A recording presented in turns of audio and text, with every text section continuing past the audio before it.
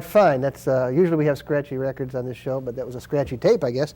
Also kind of off-center, Dominic. Was it like sitting straight on the turntable when you had it on there? No, it just kind of sits on the dashboard of my car a lot. Okay, well, this is a surf music show episode of the Poker Party with some mighty special guests. The far left, we got Greg Hunt. Nice to be here. Greg, you're a young surfing fan, and is this your TV debut? It most certainly is. Here with PJ, couldn't ask for anything better. Well, let's get right past you and introduce Paul Johnson. Paul Johnson, welcome to the show. Paul's the one of the members, one of the guitarists, the lead guitarist, I don't know, from the Belairs who did Mr. Moto, which is the song we heard on the way in. Yep. Is this the primary guitarist? Or I actually played rhythm guitar on that. I wrote the tune, but I played rhythm guitar. We're going to hear a lot more about the Belairs and the history of surf and instrumental music from both you and from Mr. Big Mouth Dominic Priori, who could never stop talking once he gets on the show, when he gets on this subject. And that's a good thing, because I don't have as much to say as you do. Well, when it comes to a Jerry Lee show, you have a hell of a lot to say. That's right. So we split up our responsibilities. Let's go. Well, let's start with you repeating to me what you told me about the history of instrumentals leading to surf music, and then we'll include Paul in it. Well, that's some kind of a concept that I kind of learned from Paul, actually. There's this big old myth that a certain surf guitarist that's very famous said, "I invented surf music," you know. So we're talking about Dick Dale, who claims to have invented it. Yeah, Dick Dale claims to have invented surf music, and you know, we all love Dick Dale, and he's like the greatest, you know, and was the king of the surf guitar. But to invent such a thing as surf music was kind of a little bit preposterous, and so there's a lot more roots to surf music and surf guitar than that. And Paul really is the one who sort of set up the history of that for me to really help me understand that a lot better.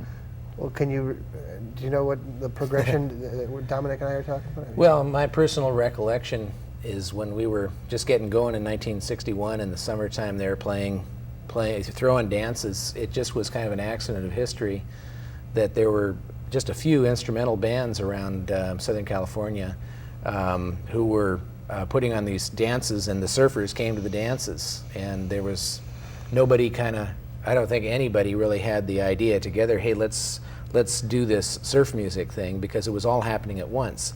There was bands springing into existence, and all of a sudden the surf phenomenon all happened in 1961.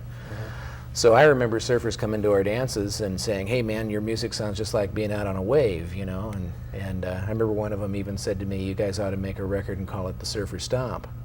And I remember thinking, well, yeah, somebody probably will, you know. Mr. Director, we didn't give you a lower third for Paul, but could you put Paul Johnson, the Belairs, under him? Because I want his name to come up a lot. So if you saw bands, let's say in the summer of 1960 they weren't playing surf music, what were they playing? Well, actually, I was just a little kid in 1960. I kind of like discovered bands by being in one, you know, so there was hardly anything happening in 1960. As far as I know, in LA, all you had was a bunch of, a few Hodad bands playing, like at the El Monte Legion Stadium and that sort of thing, and there was rhythm and blues and things like that happening. What about the Revels? Pardon? What about the Revels? They were kind of going in 1960 with Church Key. Well, there was all I knew of them was that there was a record called Church Key. I don't really remember there being a band playing around. Yeah. There may have been, but I know that where I was in the South Bay, there was a couple called John and Judy who lived up in Hawthorne, and they were kind of like, they had real guitars and amplifiers, and that was kind of cool, you know. I mean, they were playing around and doing something to elevate things above the sock hop level. And there was a band called the Journeymen down my way, which was the thing is, most of the bands were instrumental. By the way, who was in John and Judy? That was significant. Well, John and Judy Moss. They were brother and sister, and they figured kind of into the early L.A. scene. You know, I think they kind of knew Jen and Arnie and those guys, But John became. Pardon? But John became. Oh, that's right. Yeah, he became one of the Walker Brothers. Yeah, John Walker. Right. Yeah. Okay. Yeah. That's right. You know, I forgot about that until you mentioned it. Leave it to you. I guess you'd know that. Yeah. So, okay, go ahead. Yeah. So what I was thinking was that what Dominic had said about the history of rock and roll instrumentals as honky tonk. Honky tonk was the start of it. Yeah, I was growing up listening to. Well, okay. you have the early rock and roll, you have the greats, you know, Elvis, Little Richard, Chuck Berry, all those guys, Buddy Holly. That all happened like by 1957 or 58, and then it was kind of like everything kind of tempered out, and it got to Frankie Avalon and Bobby Rydell and Fabian. You know, everything got kind of tame. But you still had Johnny and the Hurricanes and Duane Eddy and Link Ray and the Fireballs and the Wailers and these instrumental bands that were still playing real, genuine music with some juice to it. And so we kids who were learning how to play guitar at the time, that's who we tuned into. Wait, no, there's a theory I hadn't heard, and it's a pretty good one. It's saying that since most of the people I know acknowledge the death of rock and roll in, let's say, for sure, 59, we were trying to keep it alive. The instrumental guys were actually doing it for us. I think of which I never thought of. I think of the instrumental bands as the kind of like the lifeline, the link between the early period and the later period with the Beatles. You know, I mean, it's where the life. The thing that happened in L.A. there, it was really a genuine cultural phenomenon for 2 or 3 years there. It was like. It went from there being nothing, you know, just a few party bands, to like just everybody and his brother in a surf band, you know. And then the British invasion came along and totally changed everything over after that anyway. Well, we don't have a blackboard like we had in the other History of Rock and Roll show, but I want you to enumerate that thing you told me. I think the theory I got, and I got this from Paul, but I scientifically broke it down to my microphone. These records. And I guess starting in 1956 was Honky Tonk By Bill Doggett. by Bill Doggett, which was basically a sax-driven instrumental, and then was Raunchy was next, right? Yeah, I figured out there were 5 key instrumentals. Honky Tonk got it going. Raunchy was the next big hit. And you were here, but you heard Bill Justice, right? Yeah, right. Because Bill Justice, I've listened to oldie stations in L.A. and heard that horrible Ernie Freeman version and just wanted to pull up to the side of the road and throw up because it's so wrong. It's missing the whole well, point. the thing is, you grew up on the other version. And I grew up on the Ernie Freeman. You I did? liked the You Ernie did? Freeman version. Oh, okay. And then I didn't hear the Bill Justice version till later. So, and I like both of them for different reasons. But anyway, that was the first kind of pop sort of instrumental hit that kind of got big. Then the main one that really did the thing was Tequila by the Champs. That was the biggie that kind of just totally opened up the way. And then after that, you had all these instrumentals, the gimmick kind of instrumentals, because Tequila was kind of a novelty. Then you had Dave Baby Cortez and Happy Organ, and you had Bongo Rock, and you had Let There Be Drums and all this stuff. And then in 50, let's see, well, okay, there was Honky Tonk. Raunchy, Tequila. Oh, then Tequila was still, the sax was still the lead instrument in those days. Next came Rebel Rouser, Duane Eddy's Rebel Rouser, and this is when the guitar kind of took over as the lead voice. And Duane Eddy kind of established, he and Link Ray established the idea of the lead guitar as being the singer in the band, the main voice. And then what happened was after Duane Eddy, there was another year or two, and then the Ventures came along and created more of an interplay between a lead and a rhythm guitar. You had this, you had more of a guitar band sound defined there with the rhythm and lead playing off of each other. And it was about that point that we were coming into the picture, and the people who became surf music were kind of teething on these guys and feeding off of particularly the Ventures, and the Fireballs actually predated the Ventures, and they should probably get a lot of credit for pioneering that kind of Fireballs music. should get a lot of credit. Yeah. Especially because they had like a Latin sound, which was later It was on. kind of a Tex-Mex. They were produced by Norman Petty, who had Buddy Holly. Right. And they had this real clever sort of muffed sort of sound, but it was this 2-guitar thing, which created a lot of dynamics, and that was kind of what a lot of us got excited about. Where did the Johnny Hurricanes fit in? Johnny and the Hurricanes were almost like the epitome of a garage instrumental band, because they had the guitar, bass, drums, sax, and organ, and it's almost like they were the textbook rock instrumental band, because they all played their parts just perfectly. They were exactly kind of like, they epitomized what a rock and roll band was. Were you just eating up their records? Oh yeah. Remember Yeah. Beatnik Fly? Oh, yeah. Oh, yeah, okay. Yeah. Crossfire was their first one. It was a little rougher sounding. Yeah. So how did the Belairs, the band you were in, get a deal? I mean, there was no... Oh, it was pretty interesting. Well, we were just a bunch of kids, you know, and we went, we got our allowance together and went and recorded our record, Mr. Moto, along with 4 others. You know, we had an hour of recording time. And after that, we just basically went out and got in Chaz's, he was a sax player, he had a 56 Chevy Belair, that's how we got our name. We drove up to Hollywood and started walking up and down Sunset Boulevard and knocking on record companies' doors. We had a few adventures, and eventually had a couple of different offers, and eventually went with RV Records. I'm not sure exactly why. Yeah. Richard Delvey was kind of the business manager of the group, so he kind of took things over along those lines. Okay. I was kind of the arranger, and Eddie Bertrand was kind of the front man in the group, and you know, we all had kind of our roles. Well, I want to refer back and forth to the guitars during the show. I don't want to just leave it for the end. Could you guys do a little something for us while we're between our conversation? Because I want to get to this little explanation of what surf guitar is for those people who don't exactly understand it. Okay. Certainly you were there. Let's just pick them up. We're not stopping the show. Okay. So, where does Underwater fit in, by the way? Oh, you know what's interesting about Underwater By the Frogmen. was that when the Belairs were, that was prior, that was before, that predates surf music. Even though it sounds like what some people Yeah, think of as surf music. Sure does.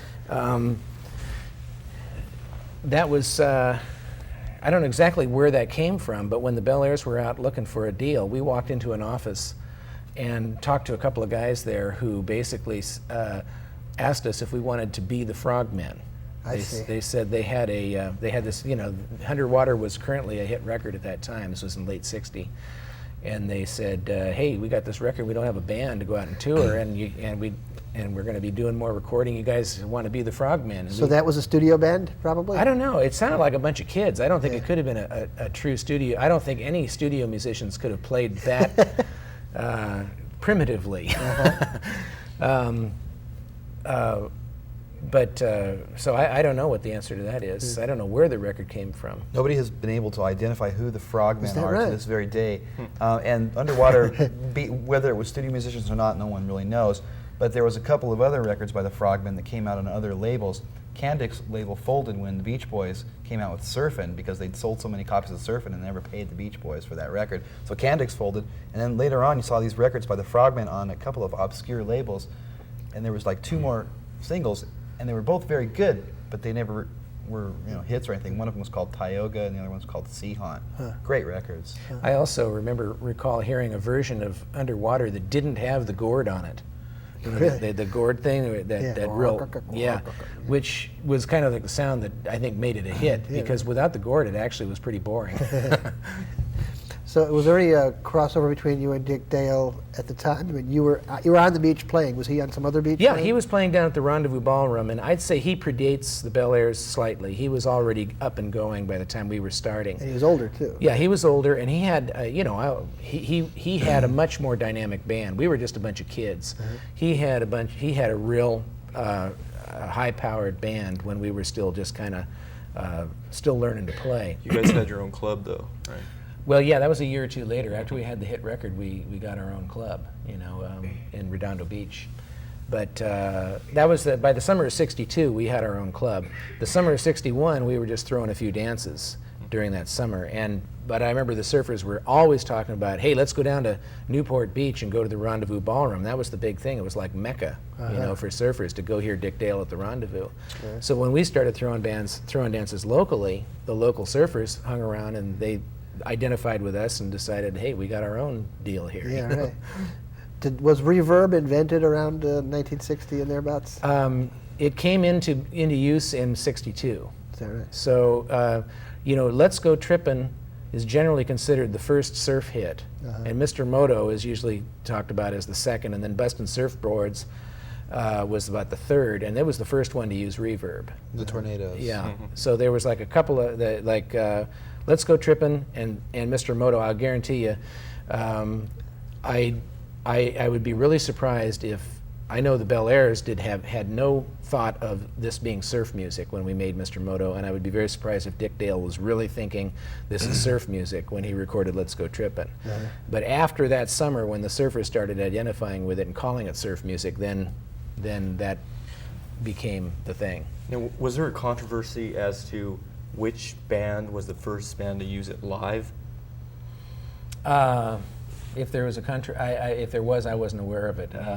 I think generally Dick Dale is credited with being the pioneer of what we know as the surf sound. Somebody once told me that there was a gig where Leo Fender went to this gig at the Rendezvous Ballroom, and it was some unknown band, the Rhythm Rockers, and Dick Dale, and Leo Fender walked up and brought the reverb unit, and the first band to use it was the band who opened that night. That could be. Simple as that is. I mean, if Leo Fender shows up and says, I've got this new invention. Well, frankly, I like that version better than I honestly believe that the truth is much more fascinating than the myth.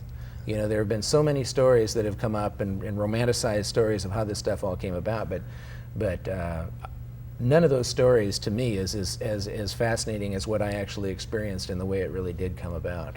Let's Go Trippin' was released in September of 1961. It was just after the summer of '61, that great summer of '61 that you're talking about. But it was recorded prior to that. It was recorded live at the Rendezvous, I believe. But it didn't. The actual record didn't come out until September after that summer. So Mr. Moto was a hit. I know Mr. Moto was a hit in late '61 as well. They were just right. Mr. Moto hit about. Mr. Moto was going up the charts as Let's Go Trippin' was coming down. It was about February. It was actually early '62. But I've seen charts from late '61 that has Mr. Moto on it. That could be. Mr. Moto and Surfin' by the Beach Boys were on the same. But we recorded Mr. Moto in, I remember it was on Good Friday of '61. That was probably in April or something.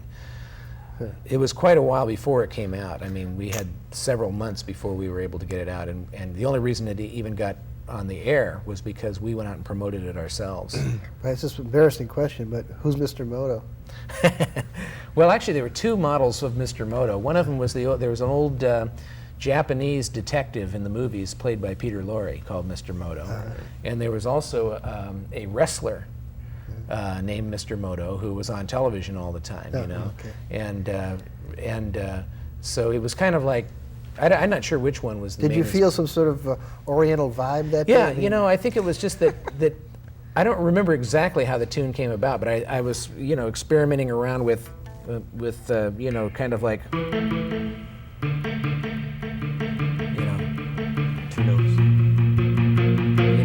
I was experimenting around with stuff like that, and it sounded Oriental to me, and I was probably thinking about this wrestler that I'd seen, or this Peter Lorre movie or something. How old were you when you were doing this? I was 15. So how does, could you play us some things to show us what the era was like? Yeah. Do you know? Now, Greg and I just met about 5 minutes before this show started, so this is gonna be. Go ahead and do that. Do you know Mr. Moto? Sure. Okay.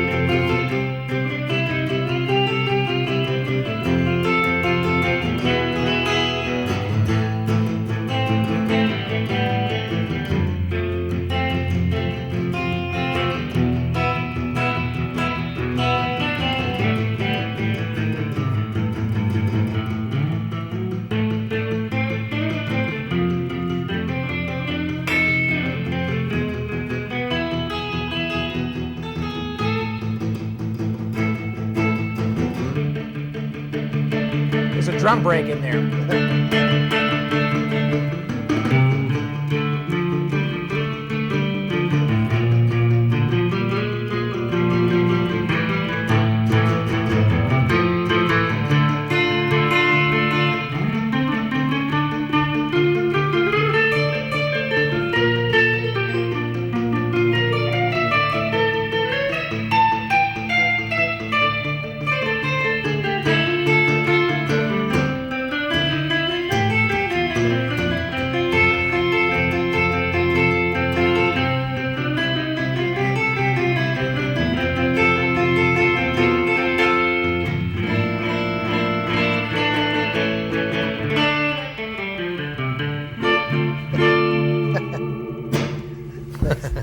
very much. They have those wah-wah Oh yeah. stuff on the early guitars way back when. Oh yeah.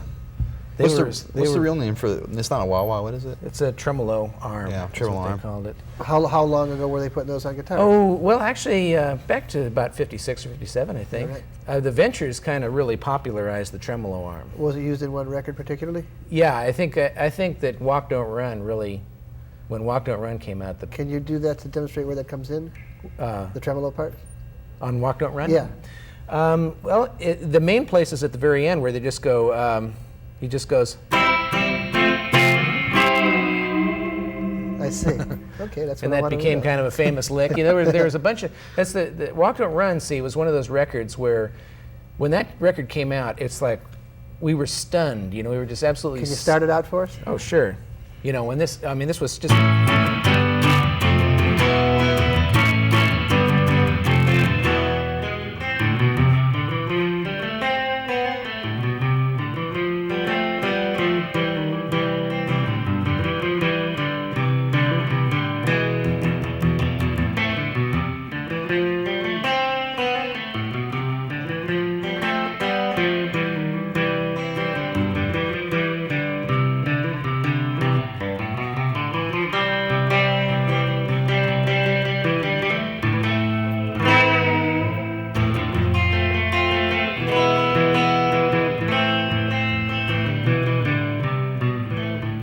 Etc. Yeah. Well, it certainly made a big impression on me when I heard it too as a kid. Yeah. You were already a kid with a guitar, right? Yes, exactly. I'd been playing a couple of years. And what were you doing then? Or actually, I'd been playing about a year then, I think. And what were you I was going to high focusing school. on? What I were you was- focusing on as a guitarist? I mean, rock and roll? or- Yeah, I was folk I was music? focusing on. I was totally locked into Johnny and the Hurricanes, the Fireballs, all these guys we were talking about, Duane Eddy, the Link Ray, the instrumental guys, and Buddy Holly. You know, I listened to those. I was into all the early rock and roll, but you know, now that I was playing the guitar, I was especially tuned into these instrumental bands. Speaking of instrumental history, which we've gone through twice now, you told me about it, about addition of guitars, addition of removal of saxes. Could you delineate it for me? Oh yeah, well Honky Tonk was pretty much a straight rhythm and blues sax, you know, oriented instrumental, and then Raunchy brought in a pretty prominent guitar. Well, see, in both of those tunes, there was a strong guitar part, but they were subservient to the sax. You know, and in Honky Tonk, you just had this. Whoops, you just had this. You know, and then in Raunchy, you had.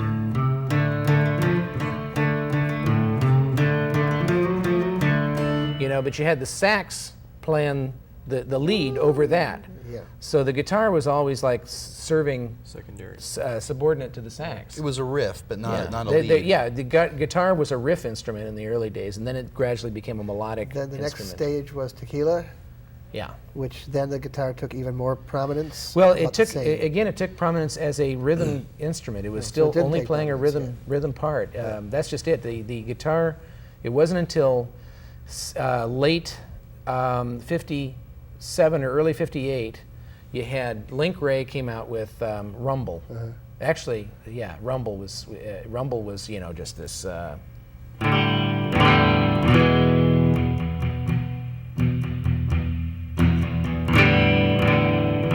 You know, I mean, real basic.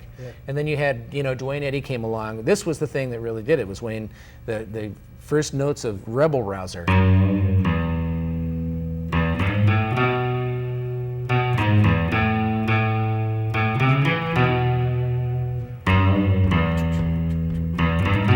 Yeah, and so all of a sudden you had this real deep, melodic, very, you know, full of, real simple, but very full of feeling kind of guitar lead, and all of a sudden, then you had the television show Bonanza, you know. You know, I mean, it just became the thing. That was the. There wasn't a hit on that, was there? There wasn't a hit on Bonanza. I don't think there was. Yeah, I don't think so either. There's so many TV shows. There was a minor hit. It was, but it was a very popular sound. Yeah. I mean, the Duane Eddy sound, whether people recognized it was Duane Eddy or not, I mean, he popularized that kind of a sound. Usurped in popular culture. And then the Ventures and the Fireballs took the sound into a higher register and did more with it. So let's see. We got Honky Tonk Raunchy. We got Tequila. And Duane Eddy, Link Ray, Duane and Eddy, then the Link Ray, Fireballs. And the Fireballs. Yeah, but the Fireballs and Link Ray were like were not. They didn't have the breakthrough hits. But they always had saxes in the band, though. Not no the Fireballs. No, Not the the Fireballs. Dwayne Eddy had a sax, Yeah. but not Link Ray and not the Fireballs, I see. and not the Ventures. Nor the surf teams. Thanks. But see, the Fireballs pioneered this two-guitar sound. They had a record called Torquay and then another one called Bulldog and then a few other hits along the way. But they never had the big hit like the Ventures did with Walk Don't Run. So the Ventures, it's like the Fireballs did all the spade work and the Ventures came in and reaped the harvest. You know, they just built on what had gone before and happened to be the band that hit. Speaking of reaping the harvest, you guys, the Belairs came out with Mr. Moto, had a hit, and that's pretty much it, right? Well, yeah, and it was a local hit at that. Yeah. You know, it was just a, but it got us. It got my career going. I'm thankful for that. Let me just reiterate here and just say that We have Paul. 1 minute. We have about 1 minute. Yeah. Paul Really? wrote a Time lot. flies. That goes fast, yeah.